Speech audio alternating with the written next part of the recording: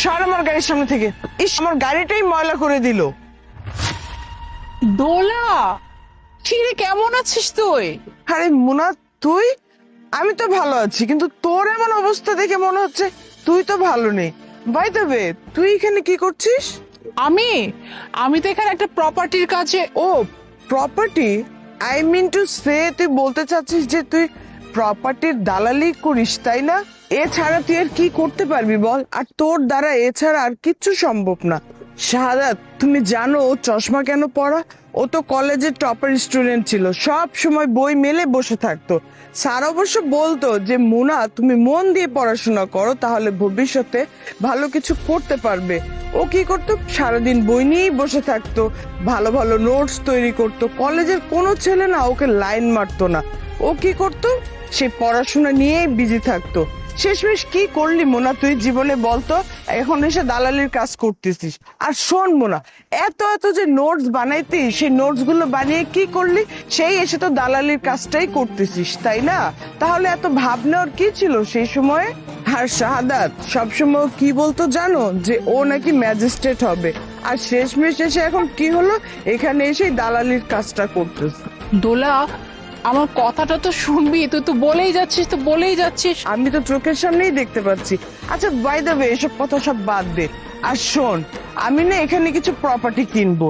আর তুই যদি প্রপার্টির কোনো কিছু জানিস তাহলে তুই আমাকে বলতে পারিস। সেখান থেকে যা সেল হবে সেখানে যদি 10% হয়, তোকে আমি 2%-এর কিছু একটা ব্যবস্থা করে দিতে পারি। এখন তুই যদি রাজি থাকিস তাহলে আমাকে বল। মোনা, তোর তো কোনো বয়ফ্রেন্ড নাই, আর থাকবেই বা কি করে? তুই যে খ্যাত ভাবে চলাফেরা করতি। আর এই দেখ আমার বয়ফ্রেন্ডকে দেখ। তুই জানিস আমার বয়ফ্রেন্ডের মাসিক ইনকাম কত? 50 লাখ টাকা। ও হো, আমি কাকে কি বলছি? 50 লাখ টাকার কয়টা শূন্য সেটা কি তুই জানিস? দোলা, আমি যেটাই করি না কেন সেটা আমার নিজের দমে করি। হ্যাঁ, তোর মতো অন্যের ঘাড়ে চেপে ফুটাঙ্গি তো অ্যাটলিস্ট করি না, তাই না?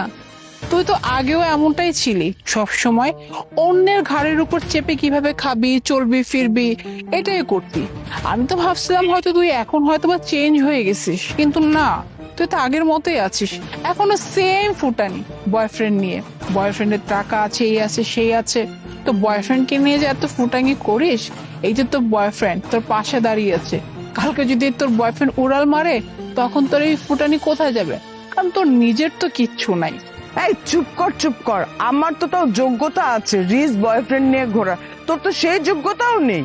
আর শোন, তুই কি বললি? এটাকে অ্যারোগেন্ট বলে? এটাকে অ্যারোগেন্ট বলে না, এটাকে স্ট্যাটাস বলে। আর তুই দেখ তুই কোথায় আর আমি কোথায়। এই যে সস্তা একটা শাড়ি পরে এখানে এসে দাঁড়িয়ে আছিস। তুই যদি চাস আমি তোর একটা উপকার করতে পারি। আমি তো এখানে কিছু প্রপার্টি কিনবো, তোর যদি কোনো কাজ টাজের প্রয়োজন হয় তুই আমাকে বলতে পারিস। আমার বয়ফ্রেন্ডেরও কিছু লোক পরিচিত আছে, তোকে ভালো একটা জব পাইয়ে দেবো। অ্যাটলিস্ট এই দালালির কাজটা আর তোকে করতে হবে না। আসসালামু আলাইকুম ম্যাম। পিএম স্যার আপনার জন্য অপেক্ষা করছে। ইলিগাল যত প্রপার্টি আছে এখানের সবকিছু নিয়ে তো আজকে একটা মিটিং ছিল। ও হ্যাঁ, ও হ্যালো, এক্সকিউজ মি, আপনি কাকে ম্যাম বলতেছেন? ওকে দেখে কোনো দিকে কি ম্যাডাম মনে হয় যে আপনি ওকে ম্যাডাম বলতেছেন? হ্যাঁ, আর আপনি কি বললেন? সিএম? সিএম এর সাথে এই খ্যাতটা দেখা করবে, মিটিং করবে? কাকে কি বলতেছেন আপনি এগুলো? What? আপনার কোনো আইডিয়া আছে আপনি কার সম্পর্কে কি বলছেন? উনি কি আপনি জানেন? উনি এই জেলার নতুন ম্যাজিস্ট্রেট মিস মুনা। যদি বিশ্বাস না হয় এক কাজ করেন, গুগলে সার্চ করে দেখেন। উনি ম্যাজিস্ট্রেট মানে কি কি বলতেছেন আপনি? না, আপনি শুধু একবার আমাকে বলেন ওদের কি ব্যবস্থা নিতে হয় সেটা আমি খুব ভালো করেছি। থাক, আপনাকে কিছু করতে হবে না। অ্যাকচুয়ালি ও হচ্ছে আমার কলেজ ফ্রেন্ড, আমরা একসাথে পড়াশোনা করতাম। ওর একটু প্রবলেম আছে আসলে, ওটা বাদ দিন তো।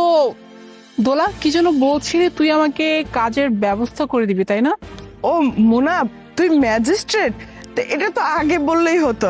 আর তুই তো জানিস আমার মজা করার একটু অভ্যাস আছে। আর আমি এর জন্য তোর সাথে মজা করেছি। আর তুই তো এখন ম্যাজিস্ট্রেট, আমাদের এই প্রপার্টি কেনার জন্য আমাদেরকে একটু হেল্প করে দে না। অ্যাটলিস্ট আমরা তো ফ্রেন্ড, তাই না? কি কি বললি? মজা?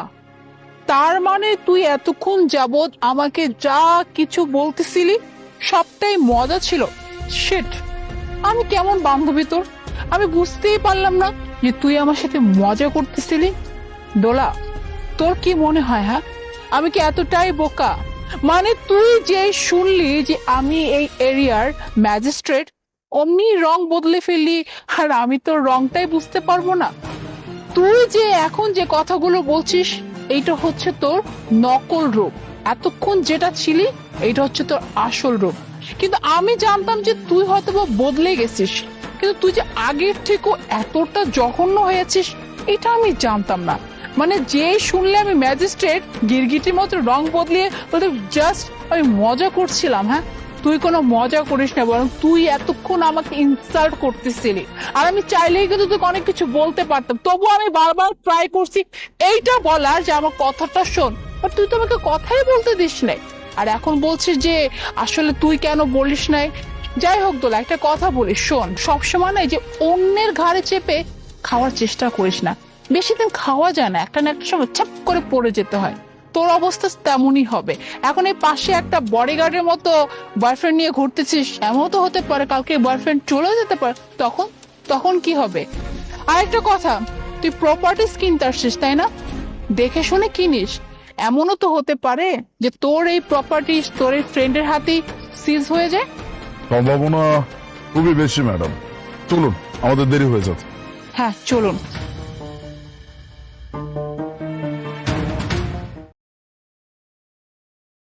এই যে আপনার টাকা। 50 টাকা কেন? আমি তো 100 টাকা দিলাম, আর চার বিল তো 15 টাকা। হ, আপনার চায়ের দাম 15 টাকা, আর বাকি 35 টাকা এই যে এতক্ষণ যাবত আপনি বাজে নজর দিয়ে যে আমার দেখতেছিলেন ওইটার দাম রাখছি। আচ্ছা আচ্ছা ঠিক আছে, তাহলে 50 টাকাও রাখ। আর নিয়ে রাখ, 35 টাকা তো দেখার জন্য রাখছোস, আর এই 50 টাকা দিলাম তোকে ছোঁয়ার জন্য।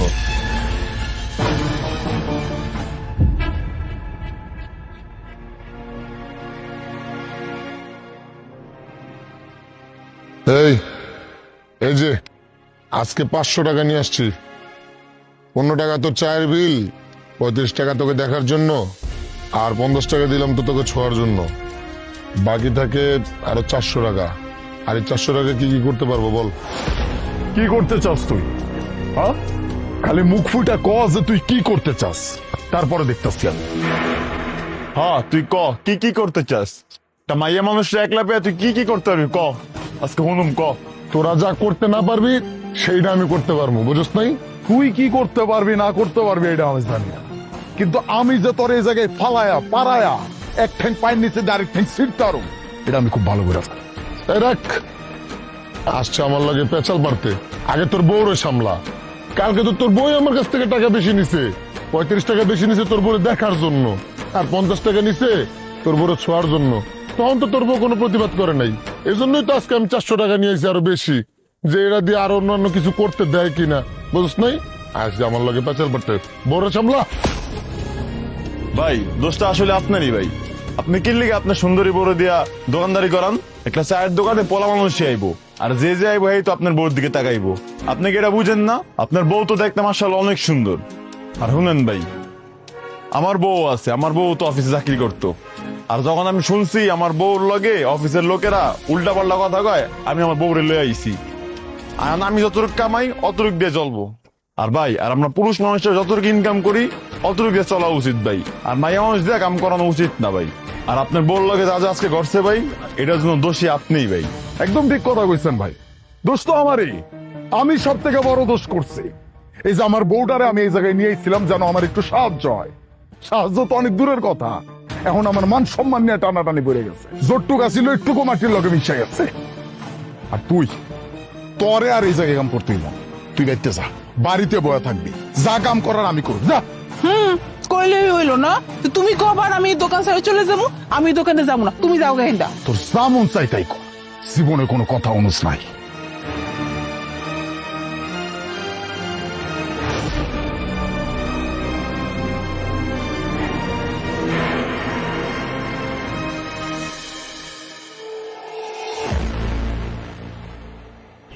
এই সামরা, কি এমনি করে কি দেখতেছো? চা দিছি, চা খাইতে পারোস না? টাকা আছে, এই তো চা খাওয়া লাগবে না, যা যা হিন্দা।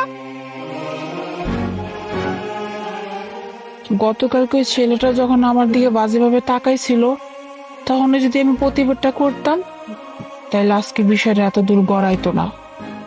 আসলে এইসব মানুষদের প্রথমে আটকানো উচিত, প্রতিবাদ করা উচিত, যাতে কইরা দ্বিতীয়বার কোনো মায়ের দিকে তাকানোর সাহস না পায়।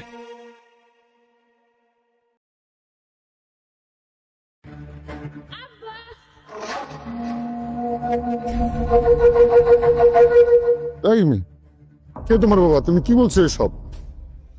কি ব্যাপার সাদাত, এই মেয়ে তোমাকে বাবা বলতেছে কেন? আরে না না, ও মনে হয় কোথাও ভুল করতেছে, কারোর সাথে আমাকে গুলিয়ে ফেলতেছে। ও আমার কেউ না। না, তুমি আমার বাবা।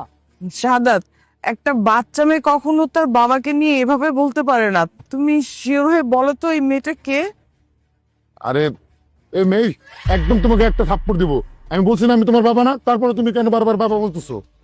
আহ, বাচ্চা মানুষ হয়তো দূর থেকে তোমাকে দেখে নিজের বাবা ভেবে বাবা বলে ডেকে ফেলেছে, তো এর জন্য তুমি ওর সাথে এরকম খারাপ ব্যবহার কেন করতেছো? আজে বাজে কথা বলতেছে। মামুনি, তুমি এখানে কি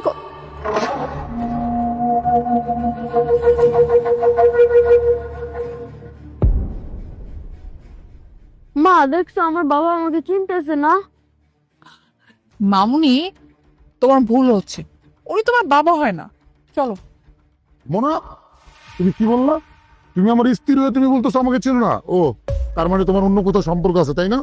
শাহাদাত, তুমি এটা কি বললা? এই মহিলা তোমার ওয়াইফ, তুমি তার হাজবেন্ড, তাহলে আমি কে? তোমার কলেজে ছেলে, এই ছেলে কার? কি হলো, তুমি চুপ করে আছো কেন? জবাব দাও। না, আসলে সত্য হলো, তুমি যেমন আমার স্ত্রী, এটা আমার সন্তান, তেমনি ও আমার স্ত্রী, আর ওইটা আমার সন্তান। কে? স্ত্রী সন্তান? মানে ওই মুখ দিয়ে আবার বলতেছো যে আমি স্ত্রী আর ও তোমার সন্তান, তাই না? হ্যাঁ, কে এখন লজ্জা করতেছে না? হ্যাঁ, মানে আমার সামনে দাঁড়িয়ে আছো, তাও সেকেন্ড ওয়াইফ নিয়ে, সাথে আবার বাচ্চাও, এতদিন যাবত আমাকে এইভাবে ঠকাইছা? তোমার এই মেয়েটাকে এইভাবে ঠকাইছো, আবার খুব সুন্দর ইজি বলে ফেললা ও আমার স্ত্রী, তুমি আমার স্ত্রী, ও আমার বাচ্চা, ও আমার বাচ্চা। শোনো মিস্টার শাহাদাত, একটা কথা খুব সুন্দর করে মাথায় ঢুকিয়ে নাও, না আজকে থেকে আমি তোমার স্ত্রী, না ও তোমার সন্তান। আজকের পর থেকে ওর বাবা মরে গেছে, আমার স্বামীও মরে গেছে, আমার কোনো স্বামী নাই। আর ফার্দার ফার্দার কোনোদিন যদি তোমার মেয়ের সাথে দেখা করার চেষ্টা করছো না, আমার থেকে খারাপ কিন্তু কেউ হবে না। এই যে আছে না তোমার সেকেন্ড ওয়াইফ, আর সাথে এই যে তোমার বাচ্চা, এদেরকে নিয়ে ভালো থাকো, ঠিক আছে? আর ডিভোর্স লেটার আমি পাঠিয়ে দেবো, শুধু ডিভোর্স লেটারই না, বিগ একটা অ্যামাউন্টের অ্যালুমনি রেডি রেখো, কেমন? কারণ এমনি এমনি ছেড়ে দিল তো এটা তো উচিত হবে না, তাই না? আর হ্যাঁ, একটা কথা, আমার মেয়ের সাথে তুমি যে কাজটা করছো, এর জন্য উপরওয়ালা তোমাকে ছেড়ে দিবে না, কথাটা মাথায় রেখো। মামুনি, চলো।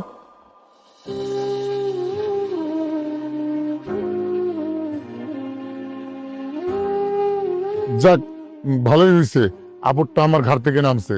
ও, আমি ওকে সহ্য করতে পারতাম না, গেছে, ভালো হয়েছে। এখন আমরা সুন্দরভাবে সংসার করব। আমিও তোমাকে আর সহ্য করতে পারবো না। আজকের পর থেকে তুমি তোমার ছেলের মুখ কোনোদিনও দেখতে পারবা না। আমি তোমাকে ডিভোর্স লেটার পাঠিয়ে দেবো।